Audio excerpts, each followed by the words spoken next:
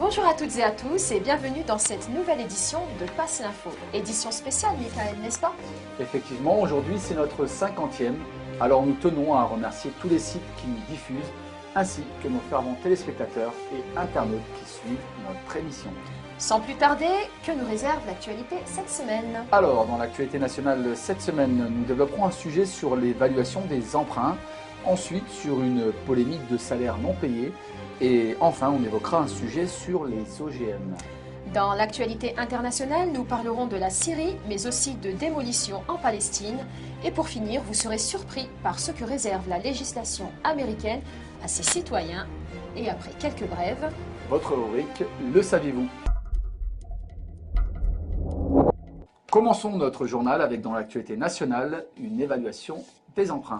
La commission de l'Assemblée nationale sur les produits financiers à risque a adopté à l'unanimité son rapport après avoir procédé à 80 auditions. Elle dévoile que l'encours total de produits structurés est trop élevé pour les collectivités locales. L'heure est grave et les Français sont inquiets sur la solidité du système bancaire français. Quelle garantie allez-vous donner? Avec quel argent cela sera-t-il fait? Une évaluation pour les emprunts entre 10 et 12 milliards d'euros présente un grand risque potentiel. La Cour des comptes propose le vote d'une loi afin d'interdire aux élus locaux de souscrire ce genre de produits financiers, ainsi que la création d'une agence de financement des collectivités locales. Finance encore avec des salaires non payés. Divers blogs signalent que de plus en plus de militaires, de CRS et policiers expliquent avoir des retards dans le versement de leurs primes et, pour certains, de leurs soldes. D'après certaines sources, il y aurait également des dysfonctionnements au niveau de la CAF, car souvent cet organisme annonce une interruption des allocations familiales au motif faux que certains documents ne leur sont pas parvenus. L'association de défense des droits des militaires et les familles de militaires menacent de protester devant le ministère de la Défense pour ce dysfonctionnement dans le paiement des soldes et indemnités diverses. Ministère toujours et mystère autour des OGM. Alors le Conseil d'État a décidé fin novembre le retour des organismes génétiquement modifiés. Cependant, le ministère de l'Agriculture s'était prononcé en faveur d'un moratoire sans pouvoir apporter, selon les juges du Conseil d'État, suffisamment de preuves de l'existence d'un niveau de risque particulièrement élevé pour la santé ou l'environnement. Les conséquences de l'utilisation de ces semences ont des effets irréversibles sur les cultures. Un cultivateur qui n'emploie pas ce type de germes verra son champ contaminé par son voisin qui, lui, a choisi les OGM. Il ne pourra plus se servir ensuite de ses propres graines pour ensemencer ses champs, car la particularité de celles-ci, génétiquement modifiées, est de devenir stérile dès la deuxième génération, l'obligeant à acheter un nouveau lot. La vérité, c'est que les cultures d'OGM sont surtout utilisées pour nourrir les animaux d'élevage. Et elles finissent dans nos supermarchés sous forme de viande, d'œufs ou de produits laitiers.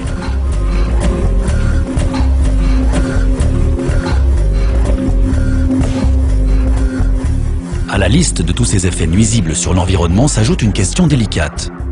Quels sont les effets des organismes génétiquement modifiés sur la santé humaine et animale? La réponse est: personne n'en sait rien. Voilà pourquoi il est important de bien vous renseigner sur les produits que vous achetez.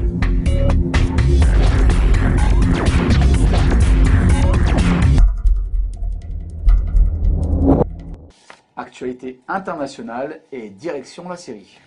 Dans nos précédents numéros de Passe l'Info, nous avons souvent évoqué les différentes tentatives des États-Unis et de leurs alliés européens et arabes pour déstabiliser la Syrie. Nous avons vu que le but de ces États n'était pas de répondre à une population syrienne soucieuse de son avenir, mais plutôt de pousser le pays dans le chaos. Pour preuve, l'agence officielle SANA et l'Observatoire syrien des droits de l'homme, OSDH, ont annoncé qu'un groupe armé a visé dans une opération de sabotage un oléoduc à l'ouest de Homs. Cet acte de sabotage a pour but de couper les approvisionnements énergétiques du pays dans la continuité des mesures de sanctions des Occidentaux et de leurs alliés arabes. Lors d'une manifestation dimanche dernier, le parti antisioniste s'est associé aux manifestants pour dénoncer la politique française en Syrie.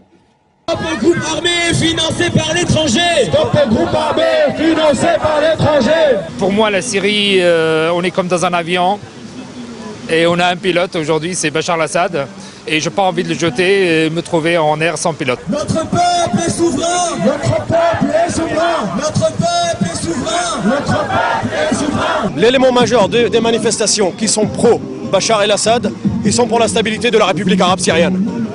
Et puis contre l'ingérence de l'extérieur. Vous savez, ces assemblées d'obscurantistes qui sont soutenus par l'impérialisme de l'Occident, l'impérialisme occidental, ils veulent détruire tous les États stables, comme la République arabe syrienne, pour juste installer une mondialisation où les Arabes syriens et les Iraniens et les Algériens, tous les Arabes si vous voulez, tous les non-occidentaux, les transformer en esclaves. Nous, on est contre ça, nous sommes contre l'esclavage. Nous sommes contre l'esclavage de l'Occident à la République arabe syrienne. Et puis aussi, je voudrais donner un deuxième message. Très bien. Le deuxième message, c'est que la République arabe syrienne n'est pas comme tous les pays. La République arabe syrienne, elle est stable, avec ses alliés les Iraniens, ses alliés les Algériens. Et puis, vive la République arabe syrienne, vive le parti antisioniste. Restons au Moyen-Orient avec des démolitions qui s'accélèrent. Dans toutes les régions de la Cisjordanie et de Jérusalem-Est, plus de 90% des demandes de permis de construction des Palestiniens sont ignorées ou tout bonnement refusées. Les Palestiniens sont donc obligés de construire sur leur terre sans permis israélien. Ils se font exproprier après destruction de leurs biens, alors que pendant ces démolitions, la colonisation s'accélère, comme le confirme un rapport de l'ONU. Dernièrement, dans le village d'Oumfagara, au sud d'Hébron, l'armée israélienne est venue détruire 2 maisons, une mosquée, une grange et une structure abritant un générateur. Le prétexte était le même, pas de permis de construire. Et parlons d'un autre permis à présent, celui de torturer selon la législation américaine. En effet, la loi qui permet aux citoyens américains d'être arrêtés, détenus indéfiniment, interrogés et torturés sans avoir été au préalable inculpés est passée au Sénat américain jeudi avec un soutien très majoritaire de 93% des législateurs. De plus, un autre amendement de ce texte législatif approuve de nouveau la technique de torture dite de waterboarding ou simulation de noyade, ainsi que d'autres techniques avancées d'interrogation qui sont en ce moment hors la loi. Quelques brèves à présent avec une nouvelle interdiction du voile en France. Oui, en effet, d'après un communiqué du collectif contre l'islamophobie en France, la commission des lois du Sénat dominée par le Parti socialiste vient d'adopter une proposition de loi qui a été examinée la semaine dernière visant à interdire une nouvelle fois le port du voile des musulmanes dans l'espace public. Mais leur interdire l'espace public, ce n'est pas une solution. Au contraire, c'est un assignement à résidence. Donc ça ne leur donnera pas plus de liberté. Qu'elles soient contraintes ou par choix, c'est leur interdire l'espace public. Après la rue, il me semble que c'est pour tout le monde, chacun a le droit de s'habiller comme il veut, etc. Donc... Syrie à présent, le chef de l'opposition se manifeste. Effectivement, M. Burhan Galioun, désigné par la Turquie et la CIA, a énuméré ses priorités au cas où il accéderait au pouvoir. Il a déclaré dans une interview au Wall Street Journal américain qu'il romprait les liens militaires avec l'Iran et cesserait d'approvisionner le Hezbollah et le Hamas. Selon lui, ces étapes s'inscrivent dans le cadre de l'orientation de la Syrie vers le retour à la coalition avec de grandes forces arabes dans la région. Et toujours dans le même pays, infiltration terroriste. Oui, l'agence Sana a rapporté que la Syrie a fait échouer une infiltration de terroristes dans une province nord-ouest depuis la Turquie voisine. L'antisionisme au Danemark. Le nouveau ministre danois des Affaires étrangères, Willy Sandvall, refuse de rencontrer l'ambassadeur d'Israël, selon le site en ligne israélien Israël Info. Willy Sandvall est connu pour être un critique acerbe et régulier de l'entité sioniste et appelle régulièrement à son boycott. Brève insolite dédiée cette semaine au McDo. En effet, au Brésil, une organisation non gouvernementale a déposé plainte contre le McDonald's. La chaîne de restauration a été condamnée à une amende à cause des objets présents dans son menu Happy Meal. La marque a ainsi été condamnée à payer 1,3 million d'euros. Le plaignant a également accusé McDonald's d'encourager la formation de valeurs faussées en utilisant des jouets pour vendre ses repas. Nous vous laissons à présent avec votre rubrique « Le saviez-vous ».